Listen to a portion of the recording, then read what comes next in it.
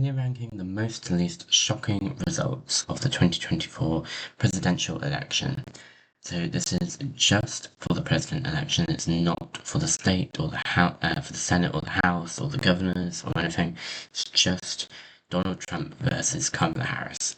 So starting with Alabama, that's not surprising at all. It went 2 points more towards Trump, but that's the national swing. Alaska, slightly surprising, swung more towards Trump than I thought it would. I thought it would, sort of remain frozen, with Alaska being more sort of moderate and independent. So I'm slightly surprised by that. With Arizona, of course, in 2020, Biden flipped it, and he led by 0.3%. So it's quite surprising that Trump won it by over 5 points. And to be honest, I'm going to put it in B. With Arkansas, it's not surprising at all. It's like Alabama, it's a safe state. California, that is quite surprising just how much it swung to Trump by 4 or 5 points. It's Kamala Harris's home state and it's a safe Democratic state, but the fact that it swung by 4 or 5 points, I would say that is quite a surprise.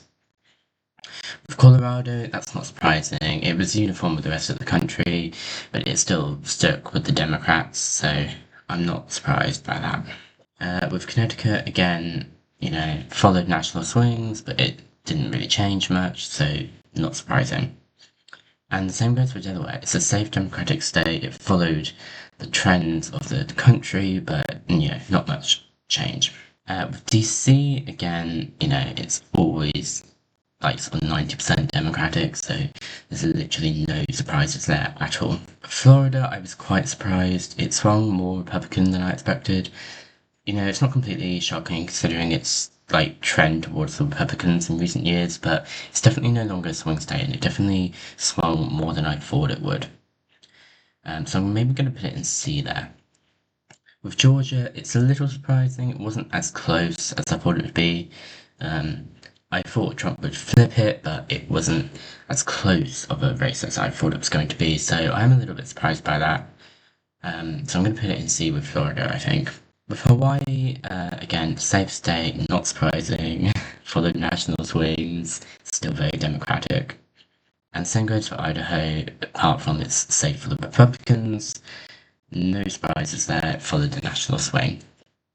With Illinois, again, quite surprising. With safe states swinging to Trump more than expected. The Democrats won by 17 points in 2020. They only won by 11 in 2024. So I would say that's quite surprising. In Indiana, not surprising, followed national trends. I mean, there's literally nothing more to say there about Indiana. In Iowa, again, despite that seltzer poll, Trump did slightly better than 2020. So not a surprise, but maybe a slight surprise, maybe. Kansas, Kentucky, and Louisiana, they're all safe Republican states. I mean, there's not much more to say there, to be honest. Because, they followed the national trends, going slightly more to Trump, but, they were always going to go to Trump anyway. With Maine, not really surprising. I thought it may resist swinging to Trump a couple more points like the rest of the country did, but it didn't. So it's a little surprising, but I'm not too surprised.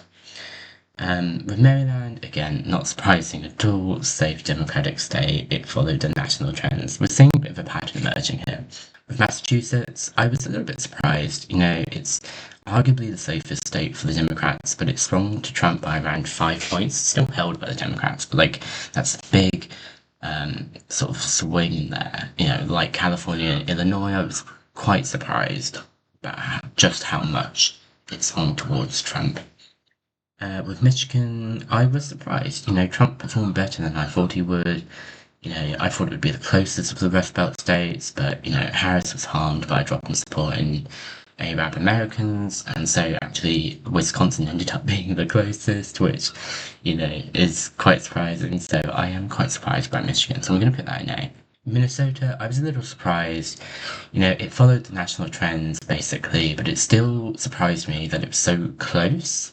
Considering it's Walz's home state, which was Kamala Harris's vice president running mate. So I was a little bit surprised by that. So I'm going to put that in B. Mississippi, Missouri, Montana, and Nebraska. 4 states there, all solidly Republican. Nothing to say there. They followed the national trends. They're safe states. They're just not surprising at all. With Nevada, and the swing state now, I was surprised. I thought the Dems would cling on, but Trump won it, and more comfortably than I expected. So I am actually going to put that up with Michigan, because it's more surprising to me than Arizona. Arizona's also a swing state, but I thought, Republicans would do better there than in Nevada. But, they did better than I thought they would in Nevada, so that's why it's surprising. In New Hampshire, it's not really surprising. It's concerningly close for the Democrats, but it followed the national trends. So not that much change, so I'm just going to put it in C. With New Jersey, now that's probably one of the most surprising. 16 points lead in 2020, just, 5 or 6 points in 2024. That's a massive swing towards Trump in a safe state. So I'm probably going to put that in S, just because it was probably the most surprising, maybe. New Mexico followed the national trends. But what's actually more surprising about this is that New Jersey's result was the same, and that's surprising because New Jersey's, considered a safe state, whereas New Mexico is considered a likely state. So I'm not surprised by New Mexico. With New York, this is like New Jersey. It was very surprising. The Democrats won with more than a 20-point lead in 2020. They only won it by 12 points in 2024, so still obviously very safe. And it's, a massive state for the Democrats, in terms of electoral votes. But it's very surprising how much it swung towards Trump. Next up, North Carolina, another swing state here. It followed the national trends, and Trump won the swing state, which I expected. So I'm not really gonna say that it's surprising because, Trump held in 2020. I didn't expect him to lose it. And, it's actually quite a similar result. It wasn't a massive, change in result. So in North Dakota, it's not surprising. It's a safe Republican state. There's not much more to say about that. It followed the national trends. But, even if it didn't, it wouldn't have mattered. Ohio, again, not surprising, followed national trends. I think it's safe to say that Ohio and Iowa are no longer swing states. So I'm not surprised by Ohio. And then same with Oklahoma, not a swing state, obviously. In fact, a very, very safe state, but I'm not surprised by it for the national trend. So it's going there right at the bottom. With Oregon, I wasn't surprised. It followed the national swings. Still, obviously, pretty safe for the Democrats there. Then Pennsylvania, the key swing state, probably the most fought for swing state this year. And like most swing states, Trump won more comfortably than I thought he would. So it's slightly surprising. In fact, I'm gonna bump it up there to maybe B. Rhode Island, of course, not surprising. It's safe for the Democrats that followed the national swings. South Carolina, again, not surprised. Sound like a broken record, keep saying I'm not surprised. I'm not surprised, It followed the national swing of around 2-3 points towards Trump. But it was pretty safe for the Republicans anyway, so that wouldn't have mattered. And South Dakota, a bit like North Dakota, no surprise at all.